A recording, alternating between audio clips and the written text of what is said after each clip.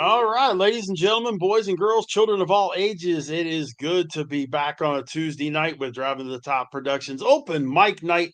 And man, we got a lot going on. We'll have live sports going on while we're doing the show tonight. The Yankees and Red Sox are currently going to the bottom of the ninth in game one of their wild card series.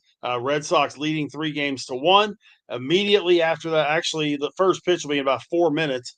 The Dodgers and the Reds in Chavez Ravine. So we can all tell Jason his team made the playoffs. But we love you, Jace. But so anyway, hey, let's kick it off tonight. I am Big Rich. Yes, before anybody starts asking, I am broadcasting from a hospital bed. Another knee infection, but I play hurt. So sorry I missed everything last week. But anyways, let's go around the horn to see who we got. Down below me, Ken the Bear fan. How you doing, buddy? Doing good. Kicking us out to all the different Twitterverses right now for open mic night. Feeling great after the Bears pull 2-2, right where I said they would be going into the bye. So all things are good here. And the Cubs won today. Flying the W. Yes, they did. And we'll get into a little bit of a preview of the or a review of the early games today. Next to him is Adam. Adam, how you doing, man? I'll give you a chance to go on your little rant here in a little bit. But how we doing, man? Good. So trying to go with the wireless headset tonight. It's working pretty good so far. So just trying it out. It said it was at 50%, but I know I was charging it. But anyway, we'll see how long it lasts. I'm doing good. And yeah. I don't know. I'm just next to Adam is Rav. Rav, how you doing, buddy? Blessed and highly favored. The Ravens suck this year, guys. I mean, my goodness, I've never seen this. They're gonna be playing without 11 starters on Sunday, including the starting quarterback. So this is not what I'm used to at all. And the Orioles press conference was lousy too. Are you telling me I need to pick up a quarterback right now? Aaron is the best quarterback in the division right now. Yeah. Are you telling me Lamar's out this weekend, Rap? Is that what you're telling me? Yes. He's probably not going to. All right. I'm going. I need a quarterback. Definitely 2, maybe 3. Harbaugh likes to lie. He's not playing. He's probably going to miss 2-3 weeks. Is Jaden playing this weekend? I think so. Jaden's a better chance of that, I think. I'm not sure. He's got a better chance, but from what I'm hearing, he's not playing either. Right above Rav, we got Haas. How's it going there, man? I'm back. I finally had somebody win this week, and the other will have their win soon. If not, I'm going to hit the panic button for them. But at least I was nice enough to, if you see above me, I actually fixed and updated that transparent logo for Driving to the Top. So nobody's face is getting blocked anymore. There we go. And to his left is Dylan. Dylan, the Floridian. How are you doing, man? You're welcome. By the way, before you get started, base hit by Goldschmidt to lead off the bottom of the ninth. Aaron Judge stepping up, down 2, Red Sox 3, Yankees 1, bottom of the ninth. Dylan, how you doing, dude? What now? You turn into John Miller and Joe Morgan, Big Hoss. I've only done play-by-play forever, dude. Sorry, it kind of kicks in every now and then. So wait a minute, the Jags actually have a defense. We've forced 3 turnovers in all 4 of our games. And by the way, Hoss, congratulations and welcome to the win column. Yay! Hey, Hoss, did you send that package to Rav? It should, but it like Ricky Williams, it fumbled. All right, well, Rav, if it doesn't make it with your quarterback woes, just Derrick Henry had fumbled, not Ricky Williams. You ain't got to go back that far. All you have to do is watch Derrick Henry the last 3 weeks. Well, then you need to go to the grocery store and get you some butter to put on your fingers in a brown paper bag to put over your head for the game this weekend. Do you have that picture, or does Jeremy have that picture? Jeremy does. Oh, that was funny. So I hate Aaron to pick on Rav. Aaron Judge first pitch single into center, puts runners on first and second. Bellinger first pitch into left center. You have the bases loaded, nobody out, bottom of the ninth. Red Sox up 3-1. Aroldis Chapman's still on the hill for the Red Sox. He Early- still plays? Jeez. Art Skubal was a beast. Struck out 14 in 7 innings. The Tigers beat the Guardians 3-1, and the Cubs beat the Padres 3-1 at Wrigley in Game 1 of that National League Wild Card Series. We have the third of the 4 games today going on right now. I know Adam had reached 15. Didn't Skubal 14. strike out 15? I thought 14. They said 14 on the thing. Let me double check. I thought it was 15. Skubal was terrific No, as always. 7 2/3, 3 hits, 1 run, 14 Ks, 3 walks.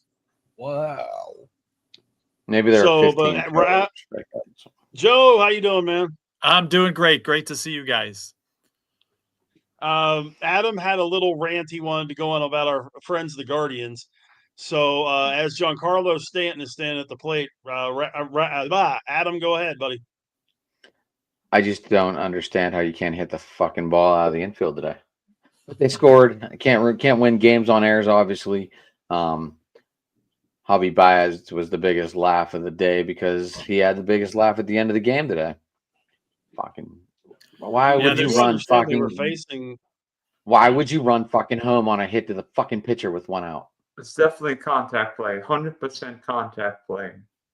Yeah, there's 6 reasons that the Indians didn't do well today. Skubal. Dude had 14 strikeouts, was unhittable. That had a lot to do with it. Oh yeah, I mean, yeah, but they beat him twice within the last. Go ahead. Yeah, but he's definitely the best pitcher. He's the best pitcher in the American League, no question. And you can go ahead and flip your coin whether it's him or Paul Skeens, the best pitcher in baseball. Mm-hmm. So I mean, it's not like they lost to some number 5 starter that just rolled out of the bullpen, on a bullpen day or something. They lost to a real stud today. Here's why, and I'm sorry to just come on and start yabbing here right away, but do it, Joe. Go ahead. Since you're talking about it, the Tigers are a team to watch, and here's why. They almost had the most epic collapse in the history of baseball and missed the postseason, and now they had the Etch-a-Sketch or whatever it is, and it's completely wiped free. And you got a team that's relieved, that's here, that's that's basically playing with house money, I think, because a lot of people think they shouldn't even be there. So, and again, it's only 1 game with one of the best pitchers in baseball, and Cleveland's a great team and can definitely, win the next 2. But be careful of the Tigers because they're playing with house money and they're loose and they feel like they're lucky to be there. And so they are a very good team. We're the best team in baseball for half the season. Why not? The slate is clean. Let's see how far we can go. That's what I'd be thinking if I'm them. Giancarlo Stanton strikes out on a 90-mile-an-hour slider, 1 down, bottom of the 9th. Jazz Chisholm up for the Yankees, trailing 3-1 with the bases loaded. And Joe, I hate to do it to you, man, but the Mets, man, come on. Oh, believe me, I knew coming on to this show I was going to hear about this. I'm going to say this, and that's really all I have to say about it. A team that plays heartless baseball for 2.5 months does not deserve to be in the playoffs. Now people blame Soto. I was talking to Jamie before our show, and he's like, oh, it's Soto and how, it worked out great for the Yankees and this and that. And I don't blame Juan Soto fully anyway. There's more that he could have possibly done as far as maybe being more of a leader and stuff. But just, again, heartless baseball. You got a guy like McNeil who couldn't hit a beach ball for 2 months. And, other guys like Alonso were inconsistent in that. And Lindor didn't take over like he did last year.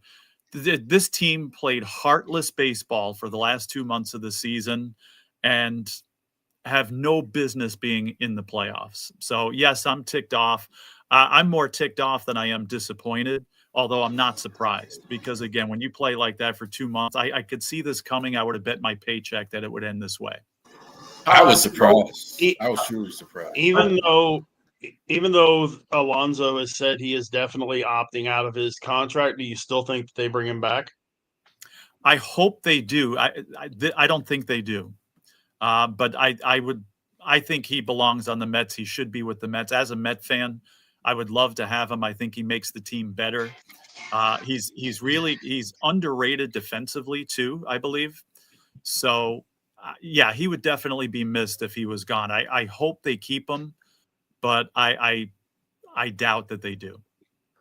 Joe, to me, watching the Mets, it seemed like New York started pitching once Senga hurt his calf was never the same. Like New York's bullpen wasn't that great to begin with, and then that bullpen just got way overworked. I think, yeah, they got way overworked. I mean, it's called regression to the mean, right? I'm a stats guy here. So, the Mets starting staff was subpar to begin with, and they pitched over their heads for the first half of the season. And again, just the law of averages and the tired old arms caught up with them in a way too. Or you got a guy like Clay Holmes that surpassed his innings, his highest innings limit, like in July. He still did pretty well. Sean Manaea never got going. Senga collapsed. You had a lot of these guys again just regress to the mean, and the bullpen, same thing. They pitched way better than they actually are the first half of the season, and a lot because they were overworked. It just caught up with them at the end, and the law of averages caught up with them. But again, that doesn't bother me. I expected that. But just the heartlessness and the lack of leadership and the lack of this team was playing for the last month and a half, 2 months, like they didn't have any interest in making the playoffs, like they didn't want to. Obviously, that's not the case, or I hope not, and I believe not. But just again, they were painful to watch, not because they were losing, but there was just no heart there. Soto's got to be a leader for all the money they're paying him. I'm sorry. I agree. You can't just suck all the money out and just not be a leader and be Reggie Jackson and just don't care. And it's just that just doesn't work. I mean, for me, the pitching, they got a good year from Clay Holmes, which surprised me how good he was. Yeah. But I'm just shocked with all the players they have that they missed the playoffs with the Reds, who basically only have really one good offensive player, and that's Dela Cruz. So that's what really surprised me, that the Reds actually wound up getting it. Yeah, totally. On the other I side, agree with everything you just said. On the other side of the Mets, no, you're okay. Jazz Chisholm flies out to right for the second out. Trent Grisham strikes out for the third out. So the Yankees have bases loaded, nobody out, bottom of the ninth, get no runs across against Aroldis Chapman. 4-out save. Red Sox win game one of the wild card series 3-1. Mr. Dalio, thoughts? Thoughts about that? I'm surprised. I got the Yankees winning the World Series. So this is a little surprising to me. No, not that they can't come back. Not that I want them to win the World Series. Believe me, I don't. There's plenty of other teams I'd rather see. But again, one game, and I think the Yankees still win the series and go all the way. But now their backs are to the wall, and it's now or never. Well, we both know the home teams are awful in these playoffs. We all know that. And it's going to get worse. Well, but they're going to be home for all three. Yeah. Right, but the home teams always are awful in these things. Cubs won today. What are you talking about? Cubs won today. The Tigers won today. Well, they were playing Cleveland. I'm sorry. That was in Cleveland. So, we're 1-2 with home teams. Ken, as a Cubbies fan, game one, you win 3-1, back-to-back homers from Suzuki and Kelly in the fourth inning. Were you looking at this team? I mean, PCA has done absolutely nothing. It's good to see some guys are picking him up. They're playing. They haven't been like lights out all year. They haven't been that bad all year. They've always been able to just find that steady state and find ways to win ball games. And honestly, it kind of showed through again today. They found the way, and I think they continue to find the way. I mean, you don't have to overwhelm every game. And the Cubs are a team that haven't really done that this year. I mean, they've had moments, spurts, but I like where they're sitting right now. So, tomorrow's game 2, right? So, Yes. we ended out tomorrow, right? Best of 3 for the wild card series. Yep. Ended out tomorrow, and let's go. Fly the W. And tomorrow it'll be Dylan Cease against Andrew Kitteridge tomorrow. This is W season, man. This is what happens in Wrigley. It's fly the W time. And then we start singing the song. It was funny because I wasn't able to watch the full game. My wife had minor surgery today. So I was in the bedroom, and all of a sudden I heard the song in the background. She's like, what? I'm like, oh, that's not, the Cubs just won. Because, you hear the song, go Cubs, go. Hey, Chicago, what do you know? So, well, first question, is your wife okay? Yeah, she's fine. It's carpal tunnel. They just cleaned it up. Okay. Second thing, lead off home run, bottom of the first inning, Shohei Ohtani. Dodgers are up 1-0. How far did the ball go? It went about 375. I'm tired of the Dodgers. Dodgers are going to win it all anyway.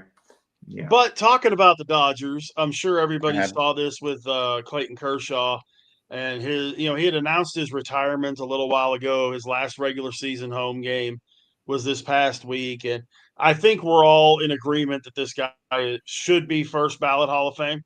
Am I safe in everybody in agreement on that? Yeah, without the question. But my next question is, because I heard a lot of people talking about this, he's also the last man to get to 3,000 strikeouts. And he's also probably going to be the last man ever. He might be, but he's also going to arguably be the last person to go to the Hall of Fame with one team, because he played for the Dodgers his whole career. Yeah. There's a few guys out there that may not be the case, because you have Altuve still out there. You have Trout still out there. Do you guys think that he's the last one, that one of those other guys get moved? No, there'll be someone else that are going to go in. There'll be someone else. I mean, we've seen this in all the other sports, because it's free agency and the money. But you know what? There's always going to be a couple that do their whole career with one team, and it might just not be as prevalent as it used to be, but it's still going to be a thing. Well, that's why I'm using the prerequisite of Hall of Famer. Well, that's what I'm saying. He's not going to be the last. Mm-hmm. Okay. He may be the last for a while, but he's not going to be the last. Gotcha. Anybody else? I agree with that. It's a rare feat anyway that happens, that somebody stays with the same team their whole career anyway. Again, it'll happen again at some point, but it's going to be, I think, become more and more rare. Gotcha.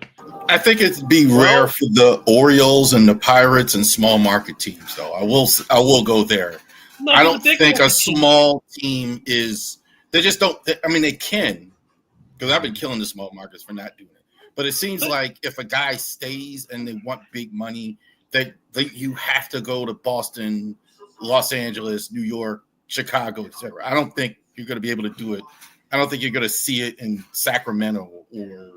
I don't know, man. Because Chicago, I mean, like, we let Rizzo go. We let basically most of the guys from the 16 team go. Guys move on because teams change direction, and they don't want to. They want to chase another ring if they're going to, rebuild or redo things. Guys left Chicago. Almost the entire 16 team left to go in free agency to other places, and some of them the very next year. So I don't know if it's a big market thing, Rav. I think it's just more of the players will chase the money, and there'll be a few guys who will stay with one team because that team will be willing to pay the money. But like, look at Ohtani. He could have stayed where he was, but he moved.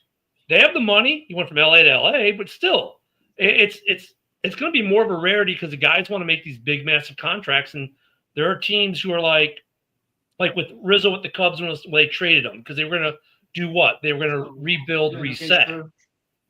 I think that's more that's a big piece of it now too. Teams they don't want to hold on to the guy for 10 years anymore. They, after 5 years, they're like, all right, we're rebuilding this thing.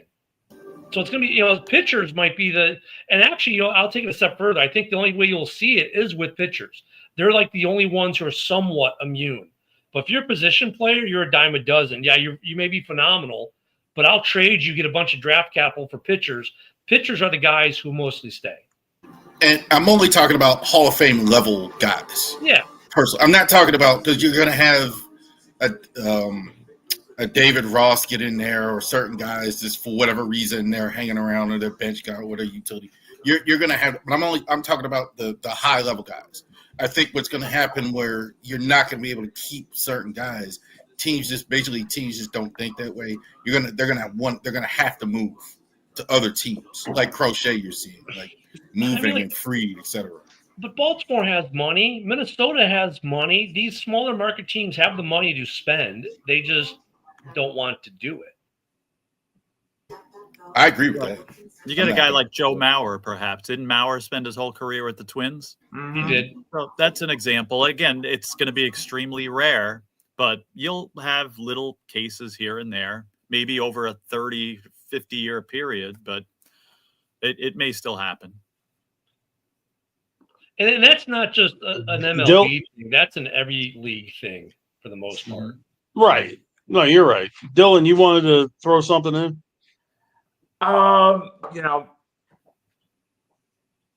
Every time LA hosts a baseball game, particularly a playoff game, we see celebrities there, and they're all celebrities supporting certain teams. So my question, everybody, who's the biggest celebrity sports fan? Snoop. Well, the obvious answer to this one is the one who's probably got the most followers of any celebrity in America, which would be Taylor Swift. Mm-hmm. I mean, that'd be the obvious answer. He's got the biggest Twitter follower. And we are gonna kick she who will not be named on this stream. But if you ask the question, that is literally the answer. That's what I would answer too. Are we talking playoffs? Because then it's got to be who's the Boston guy? Ben. What's Ben's name? What, Ben Affleck? He's not bigger than Bill Murray. Ben Affleck is what you got. Well, Yeah, we have Ben Affleck, we have Bill Murray. We have. I missed the question. I thought you meant who was the biggest sports fan celebrity. I said Snoop Dogg. Snoop, it's the question: who's the biggest star celebrity? Who's the biggest star, like in general, or who is the biggest fan? Biggest fan celebrity who's a sports fan. That's who would be. You got to define biggest there. So, but I mean, Taylor. If you watch the Kelsey brothers show, Dylan, are you specifically talking about baseball or football? Yeah, sports. All sports. Well, it has to be Taylor Swift. Then it's Taylor Swift, hands down. Hands down. I could tell you who my favorite always was Jack Nicholson. Being a Lakers fan, like it was always cool to see Jack. He was a real basketball fan. I hate the Lakers, but I do like watching him courtside because he's very passionate for his Lakers, and he's been a season ticket holder like 40 plus years, and he's even left movie scenes to go sit courtside and go back and film movies again after that. Yeah, puts it in his he used to put it in his contract. Like he had to be Bill Murray. Bill Murray's not just a Bears fan, but he's also a Cubs fan. He's a Hawks fan. I mean, he pals around with Michael Jordan and guys. I mean, Bill Murray is a Chicago sports fan, not just a sports fan. But like for the Cubs, what about Eddie Vedder? I mean, he had Pearl Jam write a damn song for him, right? I mean, wasn't Eddie Vedder and Bill Murray sitting in Japan together for that opening series? So ironically, Eddie Vedder has a box, and he owns the box with Chris Chelios, former Blackhawks and Red Wings player, and I can see his say anything actor. His sister's an actress too, but they have a box together. Cusack, Cusack, right? John. Cusack? John Cusack, Eddie Vedder, and Chris Chelios own a box together at Wrigley. I mean, you want to talk about a weird trio? That's an interesting trio. What about Matthew McConaughey? You see him at all kind of sports events. Of course, he's a Longhorns guy, but Texas. You see him all over the place. Not just a Longhorn. He also teaches college professor classes, but he has the best Uber Eats commercials. Dude, I'm Hey, going. I was gonna say there's nothing better than watching Spike Lee and the Pacers in the playoffs. That's what I was going to say. I was just Or about to Mike say that. Epps. Mike Epps at Pacer games too. You know, I'm a Knicks fan, and every Knicks game has Spike Lee, Ben Stiller, and Tracy Morgan. Every Knicks game. So that I'm going to vote for them because I'm a Knicks fan. Here's the only sad part about us. I mean, you might know one celebrity or two, but when it comes to the Louisiana teams, probably the biggest celebrity that's a Saints fan right now is Anthony Mackie. The biggest Pels fan right now is the Suicide Boys. I mean, if Well, I'm gonna go we Pirates have to be only, nice. I'm going Olivia Dillon. I'm going So Olivia for sure. we have to be nice to the Packers. You know, they have God, I just lost his name.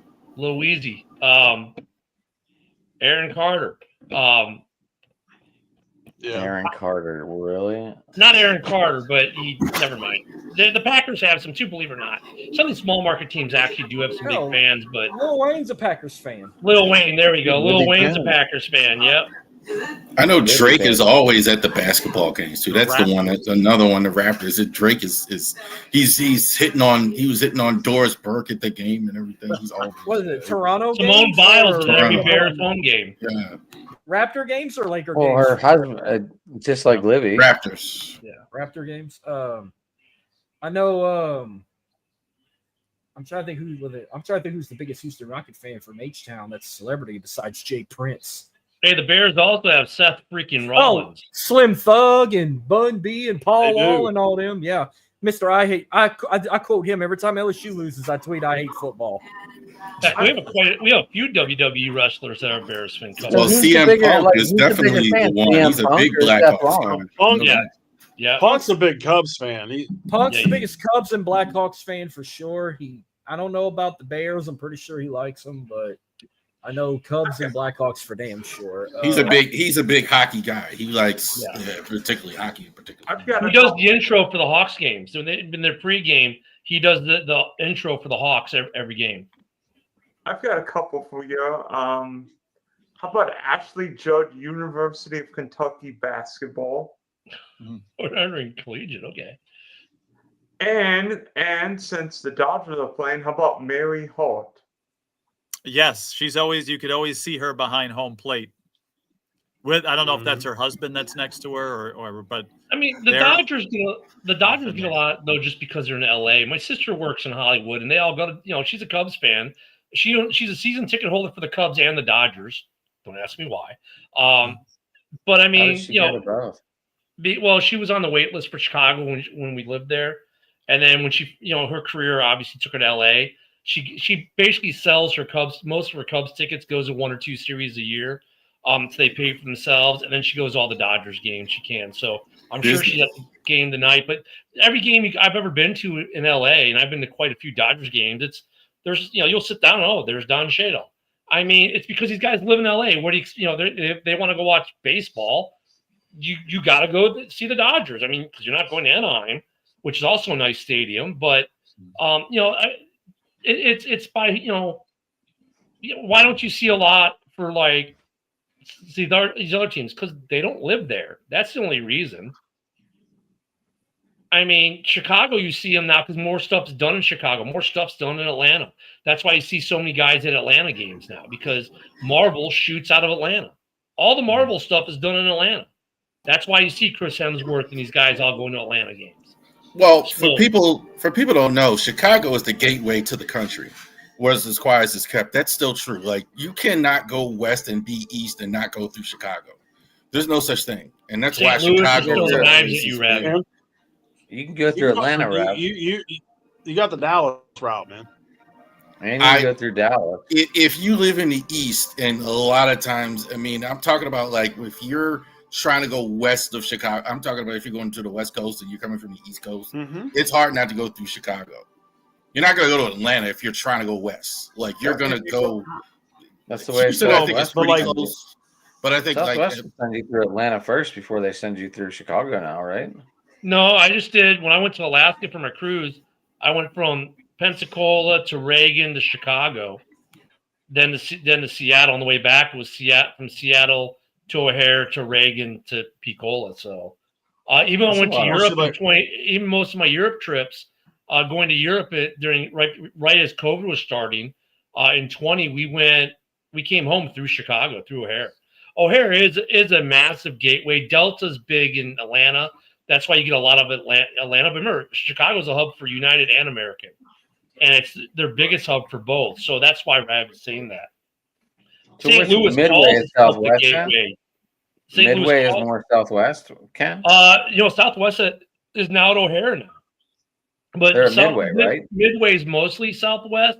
They're at MDW, right?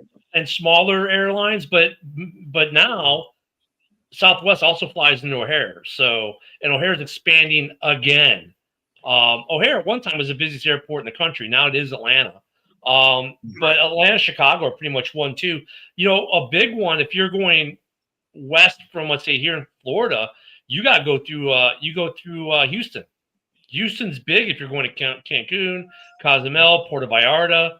Even if you're flying out of NOLA, you're going to go to Texas. You I talking have about flown out airports? of NOLA to go to Texas to go to Mexico. You talking about airports? Yeah. Yeah. Louis Armstrong is not that big of an airport. It ain't like Bush or the one in Atlanta. Or JFK. That's the three biggest. Yeah. And the one in Chicago. That's the four biggest airports I've ever been to. I've flown to a lot of Louis Armstrong. It's funny. You think being in Pensacola or flying out of NOLA, you could catch a direct flight to Cozumel or Cancun. You can't. You still got to go to Houston. Don't ask why, but when I went to New York, Houston. we Go got ahead, rerouted. We got rerouted to Chicago due to a blizzard. What? We know how to deal with that snow in Chicago. That's why. And we got stuck in Chicago for 3 days. So I got a taste of Chi-Town while I was down there. Chicago has the best USO of everything. USO is great. Like you get to eat all the free stuff. No, like, the best one I went to. I would kill to go back. Though. I would kill to go back to Pequods to get another deep dish. SeaTac used to have one of the best USOs, which is Seattle. SeaTac was really good. St. Louis has a good one because that used to be a thoroughput for basic train for everyone at Fort Leonard Wood. They had a good USO. Now the USO that operates out of O'Hare, the Great Lakes chapter USO, they're a really good USO. They funded our DVD we did when we came back from Iraq. Jacksonville's USO is really robust for as small as a base. It isn't as small as Jackson's as an airport. But yeah, it's a pretty decent USO at O'Hare, depending on which one you go to. The one that used to be in the old Admirals Club is better than the original one, which is up on the second floor. But yeah, SeaTac had a massive one because they had like 3 bunk rooms because that's where you'd go if you're going to Korea or Japan. You'd fly out of SeaTac, out of Seattle. And that had probably one of the biggest USOs I've ever seen. So what happened in this day in 1972? September 30th. Well, I wasn't born yet, but I was close. No, but I can tell you it happened against one of our guys on the panel here's team. Can I say? Is this something to do with Roberto? Oh, Roberto Clemente. 3,000 Final hit today. 3,000. Oh. 3,000 hit off John Matlack of the New York Mets. I'm not, 18 days away from being born. let me ask you guys something, you two Pirates guys there. Is that still the highest selling Pirates jersey? I imagine. Clemente? Yeah, when you go to a Pirates game, you see still more Clemente jerseys than anything else. Because I see little kids still with Clemente jerseys. It's probably Clemente, Skeen, Stargell. That's like when you go to Astro games, you'll see more of either Jeff Bagwell or I have a Nolan Nolan Ryan jersey. I was gonna say you go to Astro games, you'll see more of Jeff Bagwell or Nolan Ryan than Jose Altuve. Yeah, or Biggio. Or Craig Biggio. Or Craig Biggio. Mm-hmm. But it's throwbacks. It's the maroon jerseys, not no today's jerseys, like throwbacks. So Rab, you're like with Fanatics. Why don't you put the 3 up there and see what happens? They hide those numbers. Man. It's hard to like. I have tried and tried and tried. Usually, like the retired jerseys generally don't sell unless they're like those type of guys. You can't really get rid like you see fire sales like that. You got to have current players, but a Kamene, a Cal Ripken, like you say, a Biggio, a Bet. You can sell those, but like those guys, it's. But I love to see the numbers. Who's doing what? They don't like that to get out, man. Yeah, that's a good question. I'm sorry. That is funny though. You mentioned. I wonder, like, with the throwbacks, because like Grace still sells well for the Cubs, Sandberg.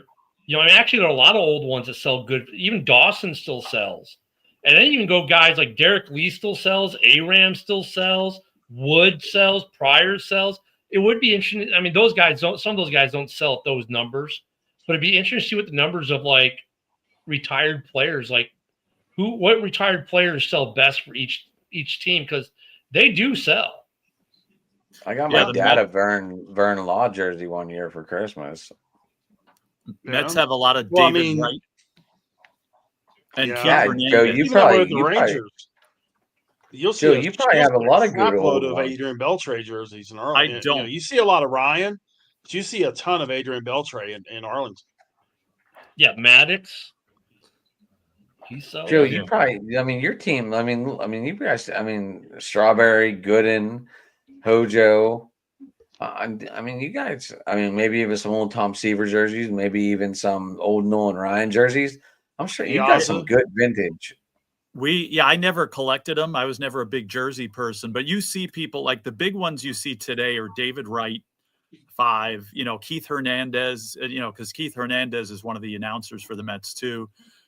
You do see some Seaver ones, and you'd see a combination of a bunch of the ones you mentioned, a few 8s, yes, a few Strawberries and Goodens and stuff like that. So yeah, you're right. They do have quite a bit. I'd say I see more Wrights and Hernandez than anything these days. I would want an old Nolan Ryan jersey. Yeah, and you don't see those with the Mets. You'd probably see them with the Astros, like you guys were saying. Or even Astros maybe with the Rangers or even the Angels or something, but you don't see him with the Mets, even though, again, he was a solid pitcher with them. Yeah, he's kind of thought of as a Ranger and Astro. Yeah, like you're right. He did he pitch with the Mets and different teams before, yeah. Mm-hmm. He won his only. Like Gretzky, about the Angels, too. Well, that's like Gretzky, though. Like, you don't see too many St. Louis Blues Gretzky jerseys out there, or sweaters out there. But they do sell them at their fan shop. So, I mean, some players are funny like that. Gretzky, you see mostly Oilers and Kings. Mm-hmm. But those are. I never see Kings, Ken. I've never I see them, but I see more Oilers. Yeah, mostly Oilers, then Kings. Mm-hmm. But every so often you see a St. Louis one. People forget he played for the Blues for a year. Yeah, he was about 60 when he did, and that's probably why you don't see, the Blues ones. But I do see quite a few Kings ones, but obviously mostly Oilers. Retired ones are funny. Like when I was younger, I would say I saw a lot of Brooks Robinson jerseys, a lot, but I don't see them anymore. I see still Cal everywhere, obviously, but like, that's the shit you find at garage sales now, Rev. Yeah, like a Mike Mussina, Hall of Fame, you don't really see it. Like, or Jim Palmer. I think he's even gotten to the point where you don't really see a lot of those jerseys. But you get to the point, though, Rav, I think with some, like, for Cubs, like, most of my jerseys are 03 and 06 guys, Wood, Pryor. I've got Sosa and stuff like that. And then, I got Baez. But then, like, I haven't bought any in a while. So, like, if I go to a game, I'll probably rock a Kerry Wood or an Andre Dawson because I'm an older fan. And I think that's how, like, even you go to Bears games, you're going to see, if you go to Bears games, you're going to see a lot of Urlacher. You're going to see a lot of Tillman. Of course, you're going to see, Peyton. But you see a lot of current. But when you talk about the older jerseys, it's like you can age the fans out by what jersey they're wearing, because it gets to the point, I think, as we get older, we're like, man, I'm done buying jerseys every year because I get a Fields jersey, and 2 years later, he's a Steeler. And the Steeler guys are like, oh, I got my Fields jersey, and now he's a Jet. So the older fans are like, forget it, man. We're waiting to buy a jersey now. It's the younger fans get the new jerseys. The older fans, we get burnt out on buying, having to buy jerseys every year at $200, $300, $400 a And y'all can get those jerseys at ravenrysports.company.site, where you can get all your Ravens jerseys. Not unless you go good to plug. Not unless you go to what's that fucking app? DHgate. That's where I get my jerseys from. Like $30 a Dylan, piece. what do you got, man? Oh yeah, you get those. I like All right, those. guys. It's Tuesday. You know what that means. I want everybody to give their top 5 power rankings. And Big Sexy, we're going to start with you in the top left. Well, that was a tough one to put together this week. Fuck, But at the same time, I mean, my bad. yeah, and I'm probably going to get some people mad at me when I do this, but I'm going 5-1, by the way, for those that are wondering. 5, I gotta go. 5, I gotta go Pittsburgh. How can As that they're be? The sitting right Steelers have now, I won gotta go 3 Pittsburgh. games by the Steelers have won 3 games by 10 points? Okay, but they're 3-1. The W is a W. You know, you look at my number 4 would probably have to still be Detroit. Number 3.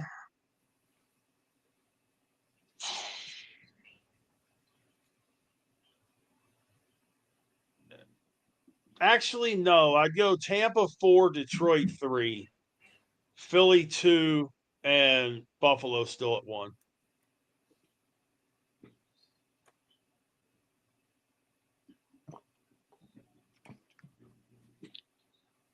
Hoss.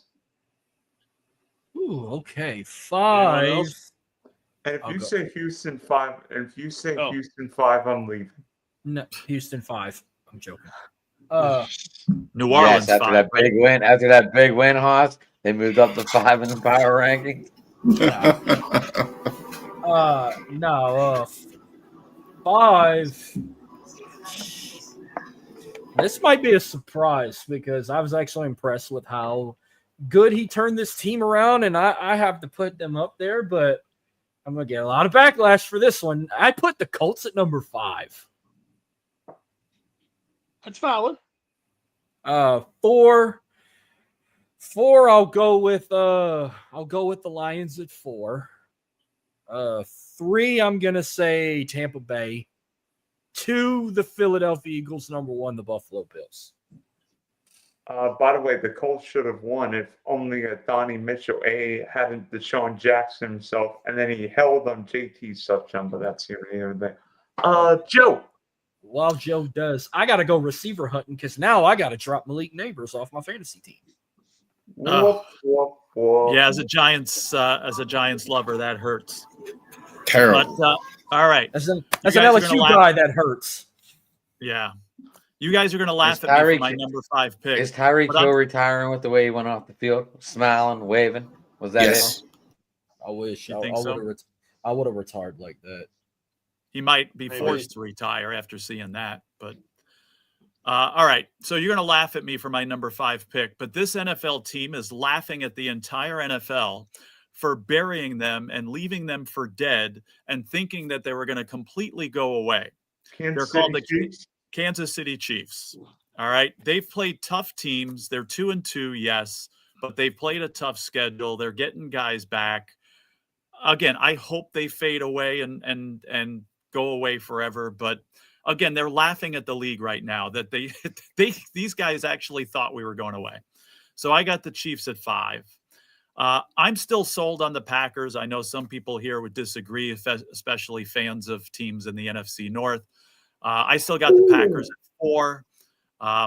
Again, questionable game, but they're going to be there. They're a Super Bowl contender. Number 3, I got the Detroit Lions. Now I'm going to go against, even though I'm a Bills fan, I still have the Bills at number 2. And until I'm going to say it every week until it happens, until somebody beats them and until something changes, Philadelphia Eagles at number 1. Charles. I got Tampa at 5. I think Baker Mayfield is one of the best quarterbacks in the league. Certainly now with all the injuries, you got to look at Baker Mayfield. What he's done in Tampa has been very impressive, even without Mike Evans maybe for a little while. So Tampa is very impressed, even though they lost. The Rams, I really like the Rams. Stafford's playing well. Their defense, I think, is really good. Young, they got a good young group on defense. Detroit's been phenomenal, I think. Their offensive line is still really good. I'm still worried about. They're not missing the coordinators. They're still really good as well. Buffalo's number 2. I think their secondary is a little flawed. I'm still like they're scoring a lot of points though. Like they're gonna. This may be the best offense right there. And Philly, number 1. I don't know what Brown's problem is. I just don't get it. Why is he so still mad at Jalen Hurts? The Eagles don't throw the ball. Jalen Hurts didn't have any passing yards in the second half. When you don't have to throw the ball to win, why throw the ball? Brown's not going to get a better situation than what he's got right now. I don't know why he thinks it. I don't know. They just gave him an extension. You're not going to get my money. He needs to cut it out. I don't know what. I mean, somebody mentioned today. I saw on podcast today talking about him. Maybe he's mad that he's not going to get Hall of Fame votes. But okay, I mean, I don't. That's the only thing I think that's going to derail them, like themselves. But he held his head high and was like 4-0 on Twitter, or was that a joke? No, it's not a joke. He's been him and Hurts can't get along. The high road. He's taking the high road. But what's he angry about? At all? Like what is there to be? I don't high road to his numbers aren't increasing. His numbers and his numbers only are the only ones that aren't increasing. The number of team wins are there, the number of Super Bowls are there, that kind of thing. His individual numbers are not increasing, which is what's got him upset. I guarantee. Yeah, if I'm him though, what would you rather have? A situation like that where maybe the ball is shared and you got a chance to win the Super Bowl, or a situation like Devontae Adams where he's on a crappy team and going nowhere? I'd much rather you just have the Rams in your list. You just had the Rams on your list. You got to remember he's on the Rams this year. I didn't have the Rams on my list, but I had the Rams. I did. Oh, Ken, my bad. I wasn't ready to sit down. But that's where it comes down to the thing that I've argued about a million times. Would you rather win or would you rather make the money? You can only spend so much money. You can only go through so much money. Would you rather make all the money or would you rather, win? And that's what the Cowboys' issue is. These guys, they pay 3, 4, 5 guys and there they go. They're like the air out of the balloon and they go flying all over the place. I'm just waiting. The only reason why Pickens hasn't blown it yet. Is Dylan Gabriel going to make the Browns be a top 5 next week? Hell no. By the way, Joe, how you like that Jackson Dart kid? He looked good. I like his attitude. Somebody compared him to a young Josh Allen. And I like it. I didn't see the game. I didn't, the Bills game was on at the same time. And, we were watching the Bills game. But I like the kid's attitude. I think it's a good idea to get him in there now. They're not going anywhere with Russell Wilson. If I'm the coach and GM, who am I going to put my job on the line with? A kid like this or Russell Wilson, right? So it was now or never. Again, just my fear is that he's going to get himself hurt. So he's got to be careful about that. But I like the kid, and I thought he had a very good first game. They look like a whole different football team with him in there. They look like a whole different. The energy was way better for them. Mm-hmm. Yep. He's minus his top receiver now, unfortunately. But there's hopefully some other guys can step up. Well, AJ Brown might be interested in going to New York. Go for it.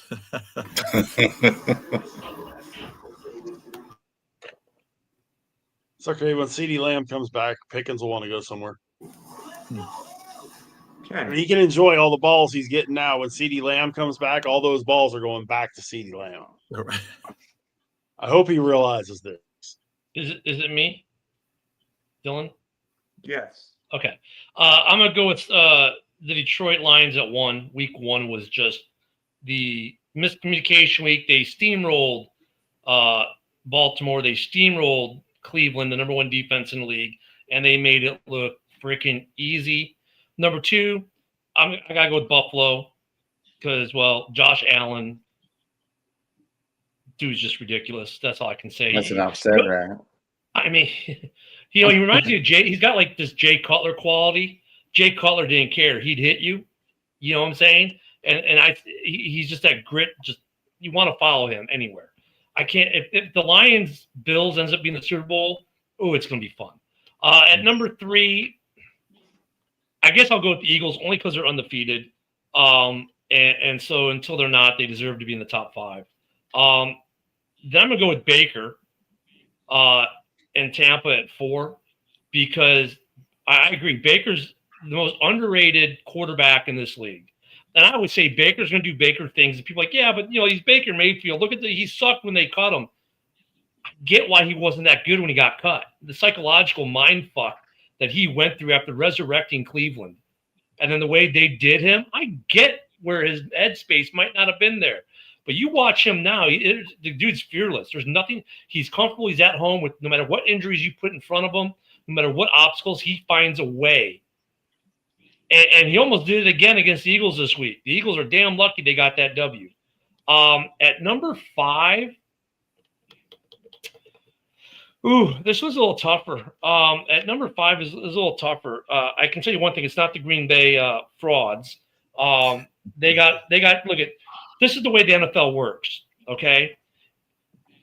The Packers destroyed the Lions, who destroyed the Bears, who destroyed the Cowboys, who tied the Packers, who lost to the Browns, who then got destroyed by the Lions, all while the Vikings are saying, thanks for saying this to Europe for 2 weeks.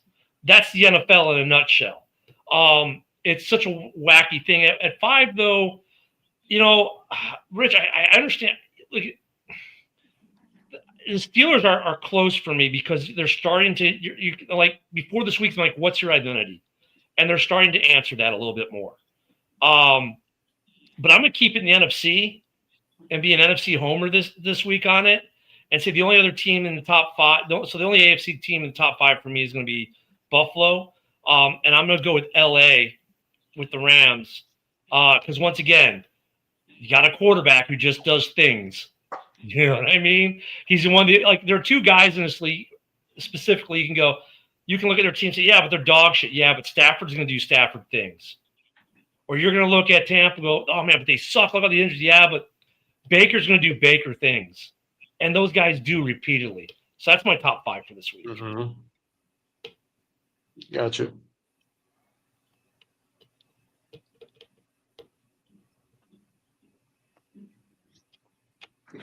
Was that everybody, Dylan? Adam? I'm going to go Eagles 1, Lions 2, Bills 3. And roll the dice for the other 2. No, I'm kidding. Yeah, I guess you got to go Colts up there. They have a lot of points for. They have 123 points for. So that's good off. That's some power ranking on numbers at least. And then I do like Tampa. I'm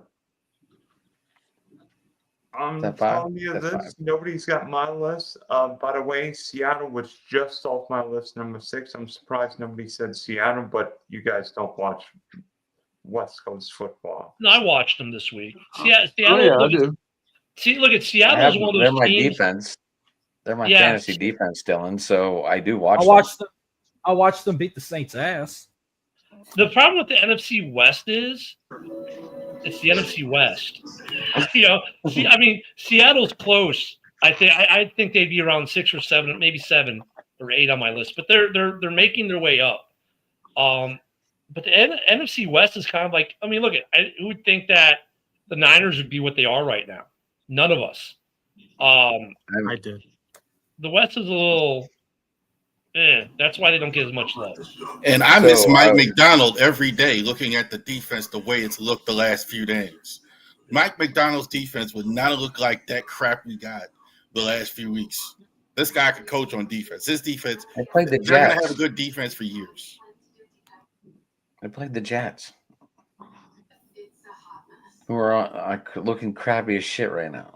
That's the Dolphins. That was the Dolphins. You're talking about not Mike McDaniel, Mike McDonald. Oh, Seattle. my bad. There's a lot of mics. Sorry. Anyway, They are like the Washington Bullets. Like they're always in the middle. Like they're never good, they're never bad, they're never in the line, they're kind of stuck there. They're gonna win 7-8 games, maybe 6 games, and they're gonna kind of stay right there. Well, I mean, think with Seattle, everyone's waiting for the wheels to fall off the Sam Darnold bus. By the way, can I reveal the real list? Yeah, let's see your list. Top 5 list. let's hear the real list. We need like an intro for that. The real number list. 5 is going to shock all you guys. Shocker. Because one of the under 200 field teams left is number 5. Okay. And that would be the Buffalo Bills. I'm still worried about Buffalo's defense. Joe, you're not the only one worried about Buffalo's defense. I am too. Yeah, we got some concerns about that. Number 4. Maybe number 4, and I am scared to death because one of our teams faces this squad in a primetime game this weekend. The Kansas City Chiefs. I am scared to death to play the Chiefs on Monday night. They get Rice back in what, 2 weeks? Yeah. Yeah. Well, no, They're after gonna- week 6. So week 7, they get him back. Number 3. I don't care if the Packers played a 40-40 tie with the Cowboys. I think Green Bay's still one of the 2 or 3 best teams in the league. Number 2. How about the second best coach and a top 5 quarterback in football? The Los Angeles Rams. And number 1, Philadelphia, even though Jalen Hurts, even if I wish Philadelphia threw the ball more, that story for another day. By the way, bold prediction this weekend, New England beats the Bills on Sunday night. Hey, I got a question. Can Romeo Dobbs' helmet get any bigger than it is? Well, Dude, it reminds me of One of NFL those Blitz, concussion-proof. Dude, deal. It's like, I don't know if Love ever says he can't find Dobbs on the field, he needs to get his eyes checked because you can see that thing from the moon. By the way, a little update: back-to-back bombs from Teoscar Hernandez and Tommy Edman. 5-0, bottom of the third. Dodgers over the Reds. Oh, Hunter Green, kiss my butt. So, hey, let me ask you guys a question though, because we keep bouncing Buffalo and Philadelphia and all that stuff around. Who loses a game first, and who to? I think Buffalo loses this Sunday night to New England. I think New England beats Buffalo by 2 touchdowns. All right. I'm going to disagree with you there, but I will say this. Now, I have New England beating the Bills in New England when they play. I got the Bills losing 5 games this year. I still say they go 12-5, and I think one of those is there. Now, the Bills right before I think first it's loss after for the Bills was Kansas City. After this game, I think the Bills play at Atlanta, and it's a Yes, Monday sir. night, and it's right before their bye, if I'm not mistaken. Or I You don't know are- if it's you are right correct. before. Yeah, No, I you're think correct. that's- You're correct. the Bills lose that game, I think. And I don't know what the Eagles' schedule is. The Eagles' So next game, they have the bye this week. Their next game is against the football Giants. No, All no, right. the Well, Eagles play No, Denver. they've got Denver at home. Oh, they got Denver. Why did I see this? They have Denver at home, at Oh, the they'll beat them. Giants, at the Vikings, There you Giants at home. go. There's their Then the loss. Packers, then the Packers on the road, Lions at home, Cowboys on the road. They'll lose I to the could- Vikings and beat the Packers. Yeah, I could see them losing at Minnesota, but I think the Bills lose. Their game is before that at Atlanta, so I'd say they lose first. You By the think way- that you think Atlanta's beating the Bills? Yes, Mm. at Atlanta Okay. on a Monday night, they're going to be pumped. And Yes. the Falcons are coming off a bye. They'll be coming off, and I think the Bills might be going on one after that. Yes. So They are. it's the perfect I don't know storm. about that. I don't know if the Bills lose until they actually play Philly.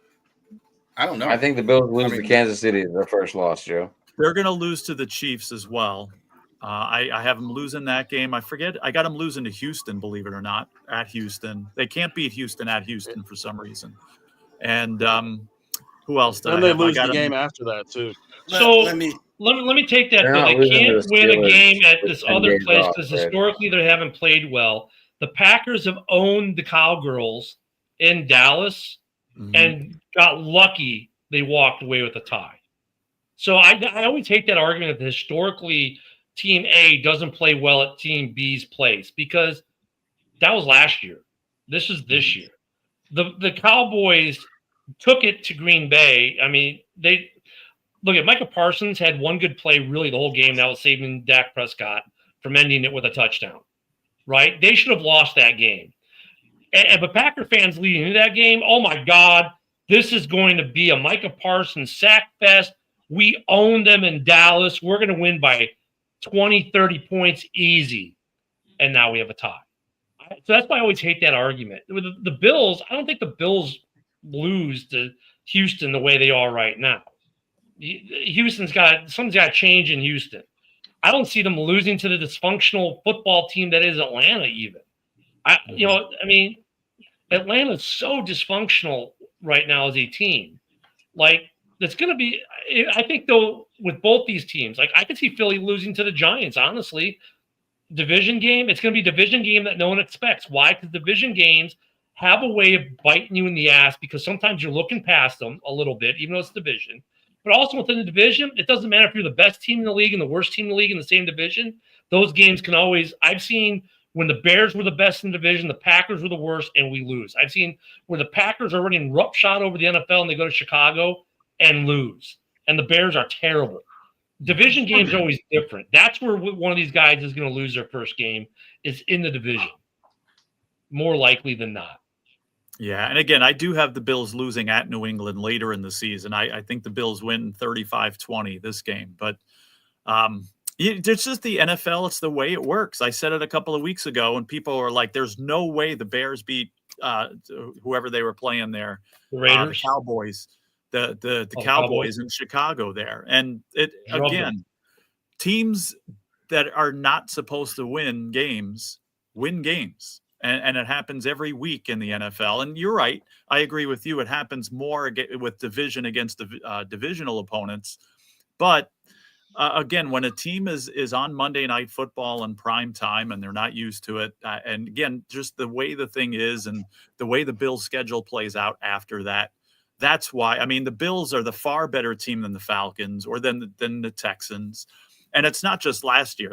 It's several years that the Bills have lost in Houston. It just seems like it. And again, it's the past. I get that. And, I'm not going to disagree with what you're saying. I've been watching this league for 45 years, and that's the way it works. And teams lose games that they shouldn't lose to, and teams win games that they shouldn't win. And 70% of the games in the NFL are decided by one score, which means in 70% of the game, either team could have won that game. That's right. And I want to jump in real quick. The Kansas City versus Buffalo. Kansas City, and this is going to sound crazy since they beat my team, I was not impressed with Kansas City on Sunday. That was just a bad Ravens defense. They should have did even more than they actually did. They still can't run the ball. They obviously, you got Mahomes, you got a great quarterback. Kelsey didn't defensively, they were okay. That Kansas City is still not. That was just a bad Ravens performance more than it was Kansas City is a better team, et cetera, et cetera, et cetera. Had that Kansas City team that they had years ago would have scored 50 points against the Ravens the way they look on Sunday. Kansas City's losing that war of attrition. I mean, look, every year they bleed players in free agency. Every year they bleed talent, established talent for new talent that has to catch up. That war of attrition is starting to catch up with KC. I mean, they're lucky that they played a Baltimore team this week that's reeling from I don't know what, because this isn't the Baltimore we thought we were getting this year, as terrible as the Ravens have been. They've been playing terrible football. If Ravens fans will, Rav will tell you, this is not my Ravens team. This defense has been trash last couple weeks. The offense, I don't know what the hell. Ever since that week 1 game, where it fell apart at the end, they've been almost hot garbage across the board. And really, that was a saving grace for Kansas City, that they faced a team that's in more of a dysfunctional freak-out mode than they are right now. KC's losing this war of attrition with Father Time. The rest of that division's caught up. I don't think they beat the Raiders. If they played the Raiders this week, I think Max Crosby's all over them. Just like Max Crosby is the reason why the Raiders were in this game like they were against Chicago. He was legit a one-man wrecking crew. He did everything for that team, and I don't think Kansas City can stop him. I'm about to roll out. I'll see y'all next time. Have a good one, brother. We'll see you Friday. You know what? If he's going, I'm going to go too. So always great talking to you guys. Appreciate you having me on, and we'll talk to you soon. Yeah, I got a show got a stream tonight. I got a preview tomorrow night with Matt, and I'll be on Ken and Ken Friday morning at 10. Yes, sir. By the way, you should have seen Matt and yours truly stream for an hour and a half yesterday. Oh Lord, how'd that go? Sure, he was happy about the Ravens. Yeah. That was he was. I saw the reaction show with them too, and I was just like, "What?" They were not a happy camper. You know, a team to watch. I just mentioned they're not going to be in the top 5 anytime soon. But since we're talking about Kansas City, is watch the Raiders. I mean, Joe on the morning show, he's a diehard Raiders fan. He was really bitching about Geno's quarterback play, but really, when you rewatch that game, Geno got pressured into those throws. The Bears didn't get any sacks, which Bears fans are like, we don't have any pressure, but they're getting pressure on the quarterback, making them throw the ball away early, which is why we have 4 turnovers in each of the last 2 games. So the Bears are getting pressure. They're just not getting sacks. But the Raiders, that defense gave – if you look at this week, the Raiders-Bears game versus the Cowboys game, Caleb was uncomfortable this entire game. And Max Crosby just was on another planet, on a completely other planet than everyone else on that field. Watch the Raiders. They were double teaming him too. They're like the Bears, first year, new coaches, new coordinators, new schemes. They're getting better and better. Genty ran all over a weak Bears rush defense. Our rush defense is terrible. But the Raiders are a team. Watch out for them. They're going to be pretty good at going forward. I tell you what, Ben Johnson, man, scared the you know what out of that reporter, man, when she asked him that question about the game, man. Ben is we're seeing this now. Him as a head coach, he's pretty daggone intense, man. At all times. Very. The dude does not smile. And we had a little HOA thing down our fishing pier. We have our own pier and boat launch. So at halftime, I went down there. So I missed that interview because I was in the car coming back to the house for the game. But I saw it today. I'm like, dude, if people haven't realized, Ben, that dude does not crack a smile ever. He is. And the thing when they ask him about plays, and now the Chicago reporters are catching and say, hey, what about that play where Dylan did this? And he's like, yeah, I don't know. I have to go watch the film. He's like, 'cause I'm in the moment. I'm in the game. I have to go watch the film. Then I can tell you about it. But asking me a question after the game about a specific play, he's like, I'm too involved in the game, moment to moment, to tell you what happened there. So when he's very Belichick-like.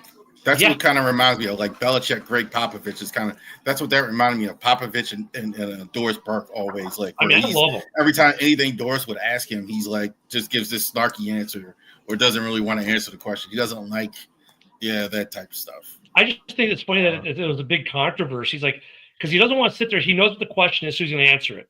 Well, how do you think we'll be okay? And I got a game to kill. I don't have time for you. I mean, that's one piece though where he's got to get better. The NFL's going to come on. They're going to come down on him and say, hey, look, we expect coaches to speak to reporters, either going into the locker room or coming out of the locker room at the halftime.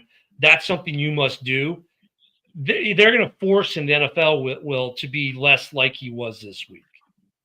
But reporters need to know you can't ask him certain things because he's kind of disconnected from it. You know what I'm saying, in that way. I always say John Harbaugh, like I compare him as a cross between Bill Belichick and Bill Parcells. He has more media polish in general, but I don't think that's who he is. I think he's more like Ben Johnson. If he had his way, he wouldn't do none of that. It comes out at times where that I think that's kind of how he is. But and Ben Johnson has to learn that Parcells type stuff where he's just kind of pretending to answer questions or be a little bit more. Yeah, he doesn't care. He's trying to win a game. He's just like, I got a game to go coach, whatever. So, did you share this interview, Ken, or is it not on Twitter? I didn't saw see it. I saw it on a Facebook reel today, actually, because someone was griping about it, and I saw a reel. I'm like, really? This is what you're being controversial about? Really? Okay. Oh, see JB with the comments there. He's on. Yeah, JB, you got to tell your editor is not a producer, okay? He's either an editor or a producer. He can't be both. Or publisher. I'm sorry. Well, guys, I got a boogie, man. So Well, you get hopefully I'm getting out of here tomorrow. Oh, you are? Hopefully I'm getting out of here tomorrow. Good. This guy is broadcaster from a hospital. That's more courageous than a Suge Knight in the prison. He's doing a podcast. This guy in a hospital, man. Yeah, I tell you, that's bad. That's awesome stuff. Get well soon, Rich. By the way, check me out. Thanks, Killer Sports 1, Spunky's Wrestling Sports, Big D Podcast. And you know what? If Taylor wants to go swimming on Monday night, we got a pool just ready for her. You guys all take it easy, Adam. We'll do this thing tomorrow night if everything goes according to plan. Sounds good.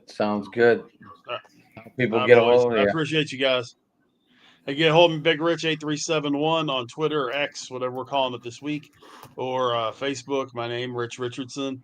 And, of course, here, Tuesday, Wednesday nights. I swear I'm going to get back to these NASCAR shows on Mondays as soon as I get myself straightened out and quit getting sick. But we'll get that going as well.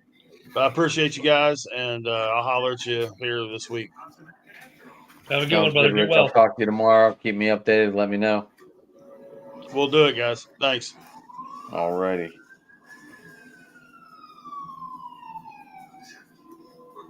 And then number 3. I was about to say the same thing. We getting out of here, boys? Or are we gonna keep going? Or are we getting out of here? Up to you. That's I mean, up I to can you. always watch. I got some Chad Powers to watch on TV today. Yeah, I'm going to get to this Dodgers game here in a second. The Doyers. The big The bad Doyers. Dodgers and all that. They're up 5-0, Rav. Well, they were. Well, last time we got the update. Jesus I Christ. always question my sister about that. She's a Doyer. They call them the Doyers in LA. She's a big Dodgers fan with season tickets to the Cubs. I'm like, that just doesn't. Ooh, Spounce have 2s on my Plex. I'm watching that next. That just does not compute for me. I'm sorry. I mean, how can you be a season ticket holder for the Cubs and be a Dodgers fan? Well, let me ask you a question. I was going to ask him the same. I was going to ask Joe the same question. Are you a White Sox guy? Fuck no. Fuck. Why no. not? Sorry. Southsiders. That's what I don't understand. Like New Yorkers kind of do the same thing. They have to be Yankees fans or Mets fans. Or Dodgers. The Dodgers probably have most of LA, unless you're actually in Anaheim. But I don't understand that. How could you? It's a North Sider, South Sider thing. I grew up a North Sider, so I've always been a Cubs fan. My aunt though worked with Chuck Comiskey, so I used to get Sox tickets all the time. When you leave the city, it used to be back before the internet was like this. You would just be that, then say, okay, I'm a Chicago fan, and then you would kind of like let the White Sox into your sphere a little bit more. But no, that crosstown rivalry is always there. And look at the White Sox have never, they've always been the redheaded stepchild of the city because even they won the World Series in 2005, no one cared. Like they cared, but they didn't. It wasn't like when the Cubs won in 2016 where it was the 5th largest gathering in human history. The White Sox were like, whatever, it's a Southsiders. Well, some of that with the Cubs too. They hadn't won in a zillion years. But is that too? They were. I think also like Wrigley is in Wrigleyville. It's more of a community baseball stadium. It's got that welcoming atmosphere at the bars and everything. And then Comiskey, right across from now the Cell, right across from it used to be Henry Horner, the projects When they were building Comiskey, there were bullet holes in the back of it because they were shooting at it as it was being built. So that it doesn't it had that more of a austere environment feel. It's the hood. So, yeah, it wasn't as welcoming to Basically. fans. So there was always that divide. Then it was like, I think the Cubs have always just had, more of the heart of the city than the White Sox did. And the White Sox, of course, selling the World Series probably didn't help at all. But there is a very clear divide in the city. And it's funny because whether you're a Cubs fan or a Sox fan, everyone gets together and for the Bulls, the Bears, and the Hawks. And they were smart. They did the one team, one goal thing a couple years ago where you got the Blackhawks, the Bears, the Bulls, and the Chicago Fire got together and did this big ad campaign where they all supported each other. And the Cubs and the White Sox were left out of it because they divide the city. You know what I'm saying? So, yeah, it's funny because, like, when a Bears player gets signed, it's like, okay, where's he going first? He's going to throw a pitch out for the Cubs or the Sox? And that's an issue in Chicago, let me tell you. Not for Bears fans, but if you're a Cubs or a Sox fan and Caleb Williams came to the Cubs first, which he did, oh, my God, the White Sox fans were not happy. It's a thing. It's a thing. But, yeah, the L.A. thing is different because L.A. and Anaheim, they're totally different worlds. Like Baltimore, people kind of assume that with me too, like that I care anything about the Commanders and I don't. I don't care. But that's literally two different cities. That's not the same, even though they're very close. They're not the same place. Like Chicago, that's the same place. Like they don't care. I think. You're 20 minutes away between Baltimore Stadium, the stadium in Baltimore, and the stadium for the Redskins. Is about what 25, 30 minutes? Oh no, that's about an hour. Well, the difference between Wrigley and Comiskey is about an hour. It's about an hour. It's not. Yeah, it's not that far. It's not. It's like Boston and Gillette. They're not even close. Yeah. There are Baltimoreans that are like that. I'm just not one of them. Like if you talk to somebody who lived in Anne Arundel County, like which is like Annapolis, that's the most famous one. They're kind of like in the middle. Some of them, if you meet somebody that's like that, they're kind of like Columbia, Annapolis. Well, like I grew up in the city. Yeah, I don't care. Like we went to the Commanders game last year. We stayed at BWI. We stayed at the airport hotel at BWI and just drove to the Commanders game. And, we could have driven just as easily to a Ravens game, but they were out of town that weekend. So, it's the LA thing is different, though. Anaheim is its own thing compared to LA. It's also in a different county. It's not in Orange County. That one I understand more because that's LA, downtown LA, like with Chavez Ravine and Anaheim. That's not close. That's a whole different. Yeah, it's a different animal, but is it like Pitt and Penn State then? What now? It's like Pitt and Penn State. It's either Maybe. You grew up in Pittsburgh and you hate Penn State, or we're talking about little rivals, right? Is that what we're talking about? Yeah, I mean, it's funny though because with some of these in-town rivalries like Cubs, Sox, Pitt, Penn State, dude, it runs deep. I don't care if the Cubs are out of the playoffs. Like right now, White Sox fans will literally cheer for San Diego to beat the Cubs. Just like when the White Sox won the World Series against Houston, Cubs fans were cheering for Houston to beat the White Sox. So in 2016, White Sox fans back then, Ken, the Astros were in the Cubs in the National League. Yeah, they were in the National League. In the division. In the division. So, but in 2016, White Sox fans were cheering for Cleveland. They're getting on the news in Chicago. Yeah, we hope Cleveland wins. But Chicago, we don't care. It's the Cubs. It's just the way it is. Pitt and Penn State is a little different. Kind of like, use another one from here, like Pitt and West Virginia. It's kind of the same thing. They're kind of not kind of fighting each other, kind of sharing real estate. Whereas with the baseball, like that's really not true. I mean, the Cubs being good doesn't mean the White Sox can't be good too. The Yankees and the Mets kind of the same. It doesn't make any difference. It doesn't change anything. Whereas like Pitt is good, then Penn State maybe isn't as high, etc. Well, yeah, because I mean, and look at the Cubs trade. You know what's funny? The Cubs and the White Sox trade with each other all the time. I mean, they're like, look, Sammy Sosa came to the Cubs via the White Sox. I mean, the White Sox are just horrible. I mean, they're just a train wreck. I mean, you could go. I mean, there is. I'm not so convinced that they're not going to move out of there if they get a few more years like this. I mean, it is really friends and relatives. I mean, they are clearly the second team. They're a bad baseball team. You're not any close to good. Even when you are good, you are, like you said, the second team. So I don't think that's going to happen. I think they try and keep them, but I could absolutely see, like, Nashville, Orlando. That would be one team I look at if I'm trying to buy a team and move it or whatever, or expand. I'm like, hey, man, White Sox. I don't know. There's a lot of history, though. I don't know. Yeah, I mean, also because ownership owns the Bulls, so I don't think they're leaving. Well, Reinsdorf is already got a succession plan for what's his name, Ishba, to buy it like once because he's in his 90s now, I think. Reinsdorf. Yeah, but as I'm saying, is like I don't think if one leaves, they both leave. I don't think they're gonna split it up. I mean, the White Sox aren't gonna leave. I don't think the Sox will leave. And look, when they've been really bad. See, that's the thing where the Cubs are really bad. They still fill Wrigley. Why? Because Wrigley's a big beer garden at that point, and baseball happens to be played there. So the Cell has never had that feel. The Cell has never had that beer garden party atmosphere because there's nothing around it but concrete. It's the hood. It's the hood. I mean, kind of, yeah. And they've tried to make it better. But, like, the thing with Wrigley is, like, Wrigley itself is an experience. Going to the Cell is not. And that's the other reason why the Cubs will always draw. The Cubs can be the worst team in baseball, and they will draw in the summer. Especially people be out there sunbathing, drinking beers, watching baseball, not caring what's going on in the field. This is the reason the Orioles moved downtown to Camden Yards all those years ago. Because Memorial Stadium was just basically in East Baltimore somewhere. I mean, it was and kind of like they're kind of going through the same, even though it's different. Pimlico.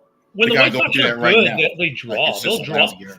The White Sox will draw when they're good, but when they're sucky, they like any other baseball team, they don't. It's like when the Brewers are bad, they don't draw for shit. Because when the Cubs play the Brewers, it might as well be Wrigley Field North because it's 90% Cubs fans. Yeah. So I mean, but the White Sox. Unless Milwaukee's good. Oh, yeah, if Milwaukee's good, then they'll put some people in the seats. But otherwise, even then, though, it's still a 50-50 crowd. Milwaukee is the best team, I think, in all of baseball right now. I mean, Milwaukee's tremendous. A Milwaukee Cubs series will be awesome if that happens. I can't wait for that. For Council to go ahead and play the Brewers if they can get by with the proximity, the history, the Council, and some of the. Yeah, it'll be real. That'll be a great series. Only up it's only up I-4, right? I-90. Well, 90 or 94. 90 or 94. Milwaukee kind of has the same thing Baltimore has to DC. They're kind of like the little brother, big brother thing. It's kind of like the whole thing. Milwaukee, you're not Chicago. And like Chicago and Detroit, Baltimore, it's kind of that. People used to go up there just because of the Potawatomi, because they had the casino. That was one reason people went to Milwaukee. Now they got casinos in Chicago, so they don't go up there as much. It's cold in Wisconsin too, man. Well, it's cold in Chicago too. Christ. Look, when I was living in northwest suburbs, it was easier for me to go to see the Cubs play in Milwaukee because it'd take me like an hour and 15 maybe to get to the stadium and park and be inside the stadium. Whereas going to Wrigley, traffic would take me 2.5, 3 hours just to get to the ballpark. And that's only it was only 27 miles from my house. So, Milwaukee's not that far. No, that's driving. Oh, I mean, you could take the train in, but same thing. It was much faster for me to get to a game in Milwaukee than it was to get to the game at Wrigley. Why don't they dome in Chicago? That's a natural Super Bowl thing. They're going to. The new stadium in Arlington is going to be a dome. Are they going to be in Arlington? I heard they were still fighting about that. No, it's official. They said a couple weeks ago. I kind of knew it the second they bought the land, and then the city of Chicago with the last mayor was really stupid about it. Then the new mayor came in, tried to win it back, but then Pritzker kind of didn't help him, and they got stupid about it. They said, you know what? We own this land. and Arlington Heights is going to work with us. So you know what? Because Chicago doesn't want to work with them because they don't want to give up any money because they're too busy without trying to be political. I'm sorry. They want to feed illegal immigrants. All their money is going to illegal immigration issue. I'll put it that way in Chicago. They're spending lots of money on this. And because of that, the school district is bankrupt now in the city of Chicago. They don't have any money to keep the Bears or give them tax breaks. So they can go to Arlington Heights. We're like, we'll give you tax breaks. And by the way, you own all this land, and they're going to build shops and hotels and have all this other stuff there. They gave Chicago the extra year to get their shit together to try to put a stadium on the lakefront again. Because it is beautiful. It says Chicago. But the city of Chicago couldn't pull its head out of its fifth point of contact long enough to get it done. So they made it official, 3 weeks ago, and they said it's going to be Arlington Heights, which makes complete sense. It's easier access from O'Hare for people flying in and out. It's going to be – they own it. So when the Super Bowl is played there, guess what? The Bears make that money, not the city. They can maintain the fields, not the city of Chicago, because the city of Chicago cannot maintain Soldier Field for jack. That's got to be one of the worst playing surfaces in the NFL. Why? Because the city of Chicago is the one managing it. Here's the thing with that too. These cities say that over and over. Well, we don't want to use the public money, blah, blah, blah. We don't want to do that. And they are so angry when they do what the Bears are doing. The same thing happened with the Commanders. They generate money. Jack Hay Cook did that by himself. That's why it's way out where it is. He spent his own money. He didn't ask for a dime. And all they've done is had his hands in his pockets for this and that and that. Oh, so now you don't like it when he goes. So the only thing, Cook County is not mad because Cook County is both Chicago and Arlington Heights. So they're staying in the same county. Arlington Heights is only like 25 miles from downtown. It's not that far, 25, 30 miles. It's not that far, but it's going to be better for them with the airport, transportation. It's just look at 80% of the season ticket holders live in the northwest suburbs anyways. And now you own the land. You are not a tenant anymore of anyone. You don't have to worry about any of the politics in the city of Chicago. Like you're not beholden to the city council or the Chicago Park District. You're beholden to none of that. You just pay your taxes to the city of Arlington Heights, and you decide what you want to do with your facility. They never make it that easy. I heard you, but they never. I'm telling you, the city's pissed. But the county, these relationships, they're very. What's going on? I've been talking about it. What's going on in Oakland was a complete disgrace. Complete disgrace. Like, why are the A's in Sacramento at all? I'm surprised the league hasn't stepped in. And I think they're getting it free, and that's why. Go ahead. But that's when the politicians don't want to pay for stadiums because they always say we shouldn't have to spend taxpayer monies for you to have a stadium to play in. But dude, these teams generate so much money for you. So they say the city of Chicago says, well, we're not going to give you any tax breaks. Why? Because we want to spend whatever reason. And now they're mad the Bears are leaving. That's tax revenue they're losing. Like every ticket, every food item, every piece of paraphernalia, game day scorecard, all that tax money now goes to the city of Arlington Heights. Why? Because you don't want to basically, I don't want to say give a kickback, but give them a tax break. So because look, $1 billion a stadium is not cheap. No one has $1 billion just laying around.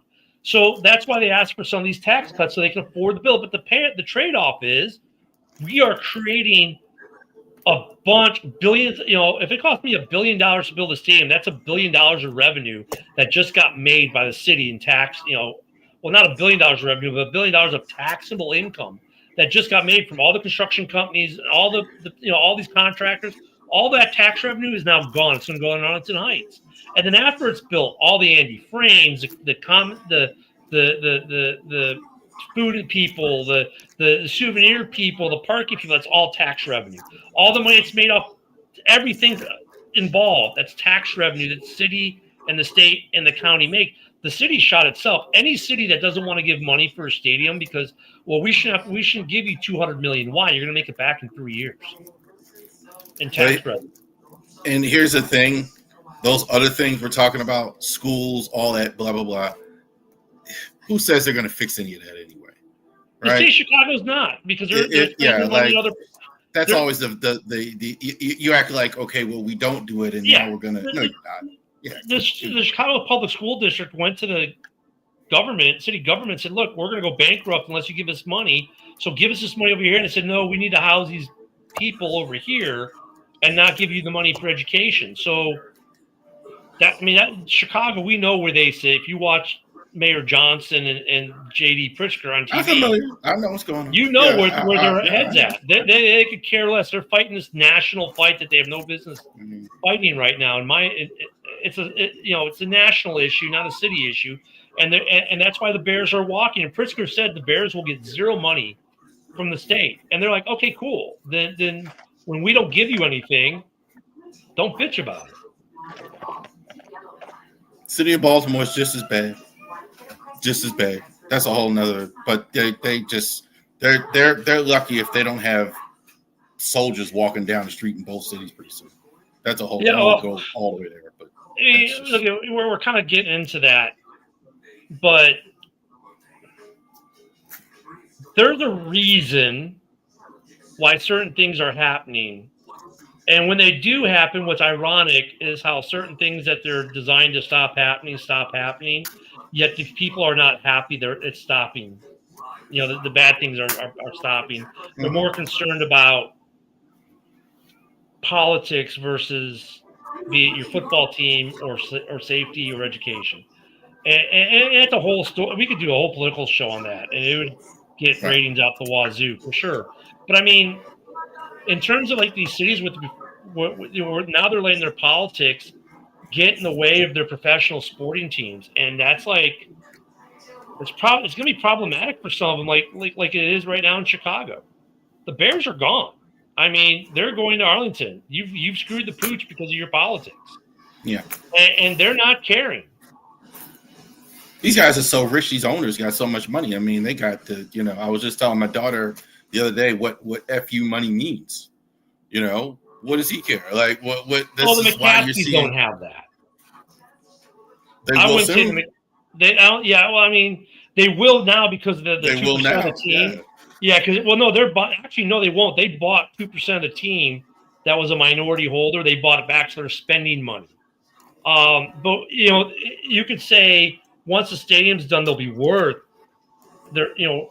10, 12 billion. There are some of the old. They are in the old guard, the McCaskies, the Roonies, etc. Yeah, they don't have the billions and billions and billions of dollars. They probably have millions, but not billions. They got. Let's don't get it to the TV money alone, bro.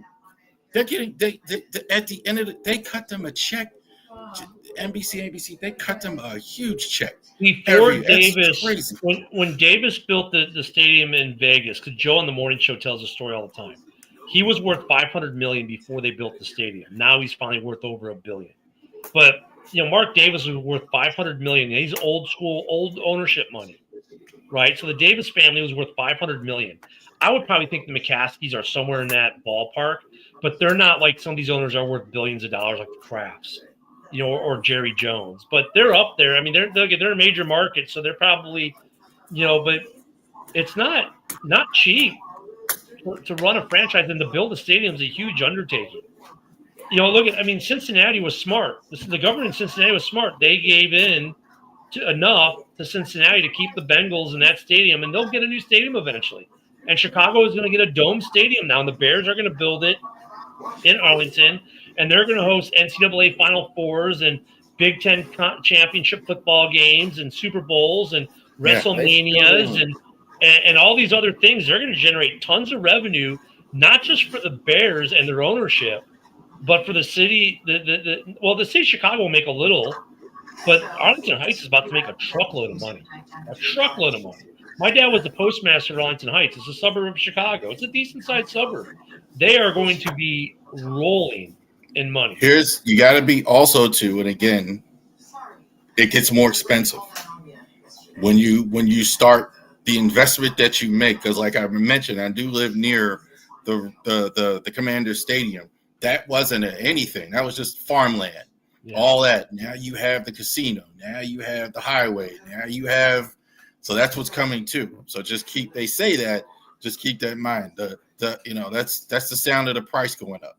Yeah. Well, Arlington Heights is a suburb. It's not like it was It's built up. The only reason they have the space is that's where Arlington International Race Course used to be.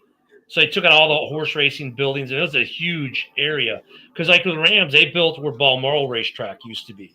But in Chicago, really, outside building where Arlington is, unless you created some space by the lake, there's nowhere in the immediate area to build. You'd almost have to go further out of the city, a lot further out from the city to find space to build. You could go where Sears had their corporate headquarters and rip that all out in Hoffman Estates or Hoffman Estates, but that would have been super more costly than where the Bears are building. Is the Sears Tower still up? Yeah, now it's called Willis Tower. But I call it Sears Tower. That was the tallest building in the world. Right? It was at one point. Yeah. But Chicago screwed themselves because they didn't want to give the Bears the land. They didn't want to give them tax breaks. Then they're like, "Well, you can't move out of Chicago. If you do, you can't be called the Chicago Bears." No, dumbasses. They can, because you're in the Chicagoland area. Then they try to turn the city against the Bears. I mean, they're just stupid. For the Bears, it's a better situation to be in Arlington. Also, they're closer to Lake Forest now. Where where most of the players live out by Lake Forest. Arlington's closer to Lake Forest than the city was, so it's a little bit better for them in that regard too. I don't think they'll ever get rid of the Lake Forest facility. They'll still keep it separate. I don't think you're going to see practice facilities there by the football field. It'll still be a Lake Forest, but I mean, the Bears are doing it right. So, they're breaking ground here shortly. So what we're talking, maybe the 28 season, they'll open there. So Caleb's 4th year. Assuming Caleb is still the starter. Oh yeah, I saw an interesting fact about Caleb. His touchdown interception ratio is the best of any quarterback drafted number one in the draft in the last 3 decades. I think the jury's still out in this whole group of quarterbacks in his draft class. I think, except for Jaden, and even now him with the injury. So these guys, Nick's. And Caleb got 2 picks this season, but that pick this week, that's not a pick you can really attribute to him. That was Max Crosby. I think people have been waiting. I know how Adam feels about Caleb, but in general, I think they're mad at the wrong thing in Chicago. You're talking about Caleb. Their defense is terrible. It's a defense. Yeah, their defense is terrible. Why aren't the you run talking defense about is horrendous. Now look, we're getting Spider-Man's coming back. He's been out the whole year. Edmonds is coming back. He's been out the whole year. The run defense can get better when we get some guys back on defense. But the run defense has been horrid. The pass defense has been good. 4 turnovers and 8. Look, the Bears defense has 8 turnovers in 2 weeks. So the run defense, while it's terrible, the defense as a whole is not. Does that make sense? They do get to stop when you need it every so, but the run, and they've stopped some big runs. But overall, the run defense is trash. The pass defense has been good. They got to fix the run. I think when we get Spidey back and we get Edmonds back, they'll plug it up there. Sewell's been playing really, really well. But, the run defense really needs to improve in Chicago. And hopefully that's something they fix over the bye week. I mean, the Ravens have nothing. They brought in Eric Kendricks today. There's rumor with Christian Wilkins. Matabuke's out for the season. You're going to have Roquan miss several weeks. You're going to have you're still waiting on Jair. Nate Wiggins you need to find out about. Likely might play this week. I don't know what's up with Ricard hasn't been playing. Broderick Washington's out for a couple weeks. I mean, I'll tell you what's going to be. Not going to have Lamar probably. For no, sure. I mean, I'm not afraid. I'm not afraid of the Ravens on the Bears schedule as much as I was before the season started. At this point, I'm more afraid of Pittsburgh on the Bears schedule than I am the Ravens right now. I think what the only thing the Ravens can do right now is trying to tread water until the bye. So you're playing this week. Your Texans aren't very good, and then you're going to play the Rams. And I think the idea is that should be a get right game for you. But the idea is to get one of those 2, and then after the bye, you'll get a lot of the cavalry back. You're going to get Roquan healthy and a lot of these guys healthy. That's what you're hoping for. Yeah, we'll see what you guys are buying or selling at the trade deadline too. But this week should be a get right. Because the Texans are living off the C.J. Stroud effect of 2 years ago. They're not that good. They really aren't. Stroud is the weirdest guy. Stroud is very good at home. I've noticed that. When he plays in Houston, that's when he plays well. And when he plays on the road, he doesn't play well. Yeah. Well, interesting. Hey, Hey, I was Hey, about to Rev. get out of here, man. And hey, Rev, I gotta say, I'm so proud of you. You show up after these losses. I'm so proud of you. It's business, brother. You gotta Yeah, I show hear up you. when we lose, man. Yeah, I know. There's other people who don't. hey, JB. Yep. I'm not going to name names because I don't want to be disparaging, but someone on the panel tonight had the Packers in the top 5 of the power rankings. How? They lost to the Browns, and then they tie the Cowgirls. How? I'm just reporting what was said, JB. Wasn't me. For me right now, it's still the Super Bowl champs at top. It's the Bills, and then it's a plethora of teams at 3-1 that you can put there, 4 through 7. Because there's 8 teams that are right now. There's only 2 undefeated teams, and that's the Eagles and Bills. And you can flip flop them at 1 and 2 if you want. But me, because they're defending Super Bowl champs, I'm leaving the Eagles up there till they lose. Unfortunately for you, I made the Lions number 1. Hey, I like it if you do that because you're a Bears fan. If a Bears fan makes the Lions number 1, that's and a the win. reason I did is because you completely, utterly housed Baltimore, and then you completely, utterly housed the Browns. Now, granted, with the Browns, you got more short fields than Green Bay did, but you housed them. After you housed the Bears, was your get-right game, right? I said it would be the get-right game.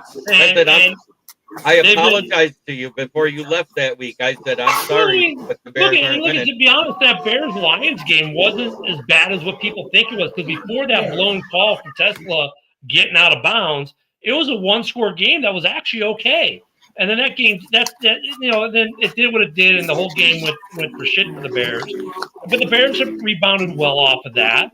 But, I mean, the Lions really – this is what I hate about the early part of the season, weeks 1, week 2 specifically.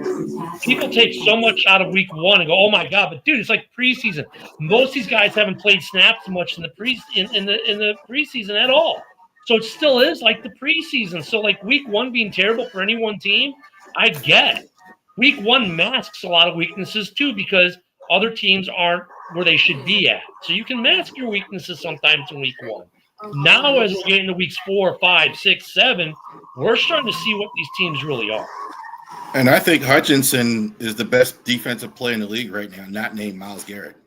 He was, the stat sheet when he played the Ravens. The stat sheet when he played the Ravens didn't do it justice. He was all over the field. Max Crosby single-handedly took control of that Bears-Raiders game that first half. No question. That being said, if you look at it right now, the first week, even though he didn't hit home, he still had 4 pressures on George. Oh, yeah. Even though he wasn't sacked, there was pressures by Aiden Hutchinson. Then he goes to the Bears.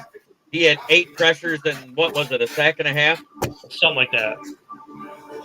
He's like it's like Lawrence Taylor when I used to watch him play. I'm not saying he's Lawrence Taylor, but Lawrence Taylor, even in games when he didn't get in the back, he didn't get the sacks. He's always in the backfield all the time. The only reason the Raiders were in that game on Sunday was Max Crosby. If Max Crosby's not in that game, their defense wasn't jacked. Max Crosby is ridiculous. I'm not dissing Max Crosby. Max Crosby's phenomenal. Then it was 9 pressures and 2 sacks last week. Now, I think my ratings would go Max Crosby at 1, Myles Garrett at 2, and then Hutch is snuck back up in the number 3 spot for me. Micah Parsons is in the top 10, but questionable. I would have him somewhere between 7 and 10. Yeah. That's where I'd have him. And I'm not trying to diss Micah Parsons. No. But I think that bad back is not allowing him to beat the double.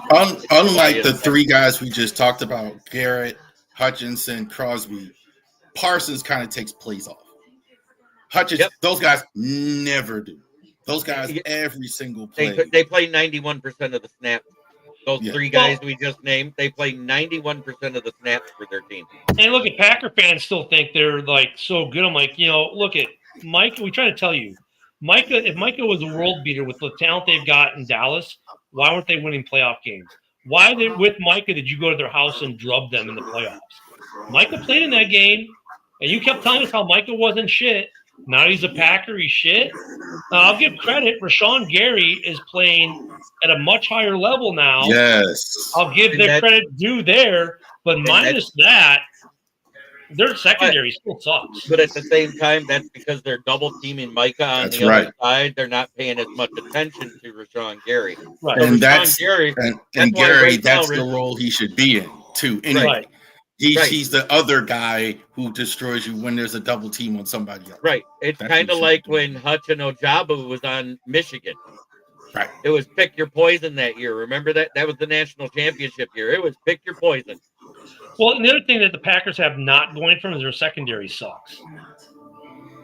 Well, it doesn't help that they just got Nate Hobbs. They just got him healthy. They got him on the field, and then they lose him again, right? Isn't that what happened? Well, and McKinney, where's McKinney at? Unless you throw the ball right at him, McKinney doesn't intercept it. And when they got rid of Jair Alexander, like, it's no big deal. But the reason he got so many interceptions is because Jair was on the field. And, of course, Packer fans being Packer fans said, whatever, Jair only played 9 games or 7 games. Yeah, in his 7 games, his stat line was better than almost every other cornerback in the league. That's how good Jair was. You just got to get him on the field. You got to get him on the field. All right, so I got to go here, so I'm going to go ahead and outro here with the Packers on there. Y'all are 2 good teams here instead of the Ravens talking. Listen to that. So thankfully, I wanted to say to Adam real quick though. How about them Guardians? They beat themselves today, Jeremy. They beat them fucking selves today. Fuck. Hey, but I'm flying the W right there on my other chair. All right. Flying the W today. So tomorrow, Raver Sports Podcast is on Wednesday night on the Driving to the Top around 11 o'clock on the Raver Sports Podcast around 8 o'clock. We're going to talk about the Ravens Chefs debacle that we just had. We're going to preview the Texans and the Ravens this week. Maryland playing Washington in college football this week. So we're going to talk about that. We're going to recap the Orioles season and all that. And we're going to talk about Mike Elias's pathetic. He's another one. He's just so political, Mike Elias. Just terrible press conference. You know what's weird, though, before we hop up, is I did find out the Lions made 3 moves today. They cut former Michigan wide receiver Ronnie Bell from the practice squad, and they signed Trey Summers, that used to be a Packer, to the practice squad, and they also signed Trey Flowers to the practice squad, cornerback. Interesting. The Bears had him for about a week, and they cut him. Yep. Did the Dolphins make any? Did the Dolphins move anyone today to take Tyreek's spot? Nope. Not yet. No, they're going to run Waddle. AJ Henning has been moved up to the 53. Yeah. Anyway, but you know what? They're able to call him up 4 times from the practice squad without actually putting him on the active roster. They may do that to protect him. Yeah, I'm hoping AJ Henning gets called up. But... I know you are. I know you like that kid. Oh, my buddy's dad. He's my buddy's kid. So, wishing the best for him. Absolutely, you always do that. Always. So I actually wrote a review about a non-Lions game this weekend. No, I was shocked that he had the vocabulary to do that, Adam, to be honest with you, because it didn't say Lions, and I didn't know if his brain could handle that, and it did. And it's good. It was a good review, wasn't it? I got told by a lot of people, he goes, this is surprising. This is actually well written. Of course, we won't say how much AI was used in that, but yeah. Hey, it wasn't Grok. Well, hey, boys, no, I got a jet. My boy's been bugging me here. So I got a jet. I'll see y'all tomorrow morning on Ken in the morning. Catch me at Ken the Bear Fan on X and on YouTube. JB, I'll see you tomorrow night on your show, of course, as well. Yeah. What's up, Adam? Ken, I don't like whenever I share your stuff before you get out of here, it comes up as a new post. Like I can't like whenever you're live, I can't share it like a normal post. Like I have to share it like a live video. I'm just letting you know. It doesn't. That's why whenever I share it, it comes up like from me. I'm just letting you know. Are you trying to share it or are you quote sharing it? Well, no, like whenever you're live and you Yeah. click on it, I can't share it like a normal tweet. I have to post a new tweet on it. So you have to quote it to share it. Pretty much. Well, even to share it, like it comes up as a new tweet. Interesting. Okay. I just wanted to let you know that. So I don't know Yeah. if other people are doing that on Twitter as well, and that's the way it's coming up. So you might want to like look and maybe see if that's coming up on. I've been sharing Like, them. I'll share it tomorrow morning. I'll share it tomorrow morning. Don't share it with me. Whenever you go live, it pops up on my Twitter, and I'll share it from there. Okay. Sounds good, boys. I'll see you guys soon. All right. Thank you, Ken. All right, Yep. Ken. Bear down. Ken. Oh wait, before I leave, though, I gotta do one last thing. I'm sorry. Now I can leave. All right, I'll see you guys tomorrow. I mouthed it for you. I could barely hear it, but I mouthed it for you, and it was in the right timing. All right. Oh, Adam, it's good to see you, brother. Yeah, that game was shit. I got to give you some props, though. Thank you to your Steelers for beating the Vikings. I thought they were coming back. Oh, they were trying to, but it was, the Ginger Devil, I call him now. He's not Ginger Jesus because he only had a good game versus a bad defense. Dude, it was Xavier Scott, the guy they couldn't stop because they don't know how to plan for him. Right. With that being said, I'm glad you won because that gave the Lions sole possession of first place in the NFC North. Thank you very much. After 4 weeks, we're 3-1. The Packers are 1-1. Wins. Tanner Babby wins tomorrow. Oh, you hope because it's a 3-game series. If you don't win tomorrow, you're out. Right. They should have won today, Ken, or Jeremy, and you know it. The guards should have won that game today. Yeah, no, you had first and third with one out, and the guy tried to bunt, and it went the wrong way. Yeah, they did. Then Jose running home on a hit to the pitcher. Yep. It was like 3 errors, and that killed the whole game. And it was all running errors. It was all running errors. errors. No, it was that plant. No, it was the outfield fall whenever that the line shot Carey, by Riley Green. Whenever Carey hit second because the guy fell and he ended up going to second on the air, and then Torkelson knocked him in, right? Mm-hmm. And that made it 1-0. That was an unearned run. The second run should have been unearned because Kenzie came off the fucking bag, and that added another out to the inning. That should have been an error on Noel, and then that was it. And then it was like every time they started getting going, they just ran into another running fluke. Dun, dun, dun, dun. Well, I think tomorrow 1:00 we'll see. Cincinnati Reds are crap. Cincinnati Reds are crapping the beds in LA right now. They're down 8-0. Is it 8? Well, I mean, when Ohtani leads off and goes yard right off the bat, you know you're in trouble.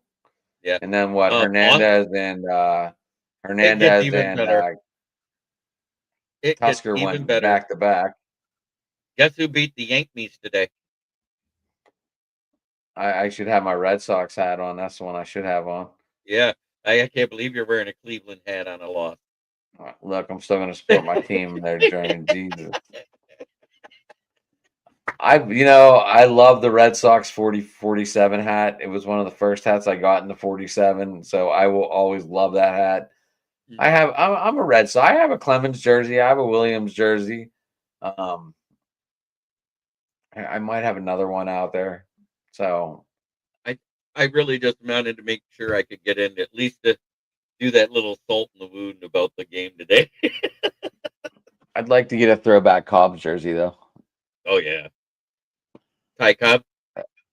Yeah. I'd like to get one. I'd like to get a throwback Cy Young.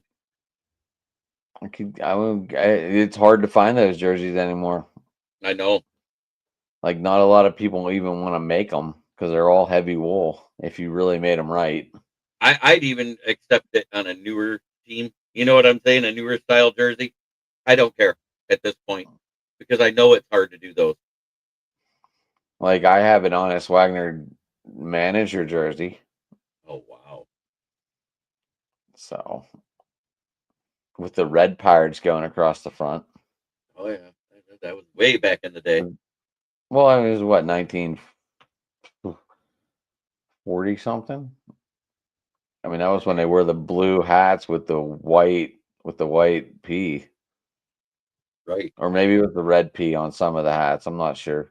It was a red P on some of the hats to go because they started. That was when they first started doing home and away hats to go with home and away jerseys. So, I mean, I'd love to find one of them hats. Jeez. I'd love to find that cigar card. I mean, people make them, but they're not the Oh, real thing. And no, it's I bet. like, Yeah, I mean, I'd love to like go into one of these old mansion type houses and find somebody's cubby hole and find an old Honus Wagner cigar wrapper card. there's only 5 of them, buddy. Yeah, no. So that's the only way you're going to find one or afford one, is Right. if it's like one of those type of finds where you're in a dilapidated Like mansion or something like that. the $1.2 million fine, Mm-hmm. depending on what condition it's in. Yeah, well, in poor condition, it's 1.2 million. If it's in mint condition, it's worth more. Right, right. Like, give me the time machine. Let me just go back to when they came out. I'm buying like 2 of them and sneaking back to the future. Right, exactly. Hey, that's No. the only thing I'd use a time machine for is to go buy old stuff and make it new again. Yeah, Josh, we're still alive. Thanks for joining tonight, sir. But we are getting ready to end it. Yeah. No, I had to pop in as soon as we got done. It was a longer show than usual because he had 15 topics with 6 guys. Jeez. Yeah. Was that with the Southern Tribune? Yeah. That's why I'm wearing the Tribune hat. Got to be the company guy. Right. You're a writer right. for him. You got to go live with them. But I wanted to come in just so I could say hi, and I wanted, if it wasn't for a blocked field goal, the Bears would be sitting at 1-3. Unreal. Unbelievable. Isn't this crazy? But Jeremy, if you want to stick around for a minute after the show, we can talk for a little bit, but whatever. Sure. But if you want to tell people how to get a hold of you, that's cool. Well, on Twitter at Smoking Jeremy. On YouTube, it's Kneecap Biting with the Motor City Lions or Huddle Up Sports Network, because I'm the show that follows Ken and Ken in the Morning, which is where Ken the Bear fan is from.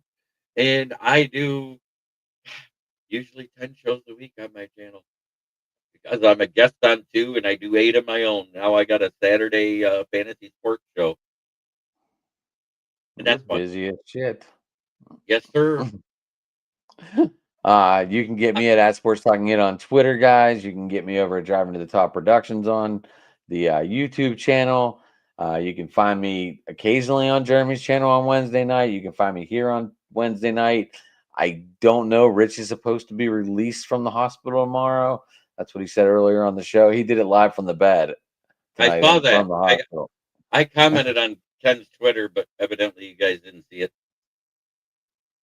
No, but as you see, Josh commented on my Twitter, and it's there. Yep. So I probably should have commented on yours. I think it's the shared ones that you don't get it. You know what I'm saying? Right. So yeah, you can get me a Driving to the Top over there. I know we're live on that channel tonight because I shared it on that channel. But yeah, find us here every Tuesday, Wednesday. Well, I'll be here Tuesday, Wednesday, but you can find the rest of the crew. Lately, we're trying to get on schedule wrap. So, but I like it when they just come live because that means they're being productive. Amen, brother. But everybody, thanks for tuning in. Thanks for the comments. And everybody have a good night, guys. Or Jeremy's saying go. Try every day to be a better person than you were the day before, because that's the only way to make the world a better place. It starts right here. Absolutely.